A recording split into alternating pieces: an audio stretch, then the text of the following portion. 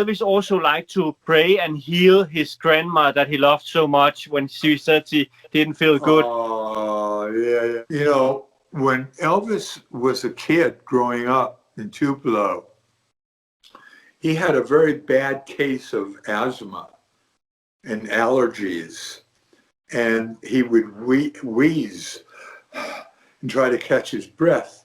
And he would tell me that his back started to itch him like crazy, that he would take his shirt off and stand next to a tree and go and rub his skin against the bark of the tree because his skin itched so much.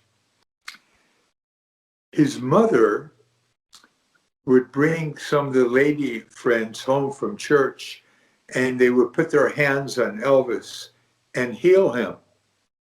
It's called laying on of hands. Millions of people do this today. Religious people do this, and they pray, and they know that they become conduits, channels for God to heal people. Not that they're the healers, but God is the healer. Well, Elvis felt that he was a healer, and he was. One day, we were at Graceland, and his father came up and said, Elvis, Grandma is having one of her spells. She doesn't feel good at all. Why don't you go in there, talk to her, make her feel good? And he said, okay, come on, Larry. So we walked into Grandma's room, and she was propped up in bed. He walked up to her, and he said, Grandma, how you feeling? And she said, I'm not doing too good, Elvis. I'm not doing good at all. I don't feel right. He said, honey, don't worry. I'll take care of everything. You mind if I give you, and Larry with me, an old-fashioned healing? She said, honey, you do whatever you want. She would allow him to do anything. He said, okay. Larry, turn the lights down. So I turned the lights down, and we went to Grandma and said a prayer. We put our hands, and Elvis put his hand on her forehead and on her head and up here and on her arms.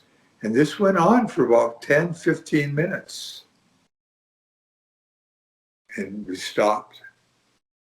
And he said, Grandma, how you feeling now? He says, I'm feeling better, Elvis. I'm really feeling better. Thank you, honey. Thank you.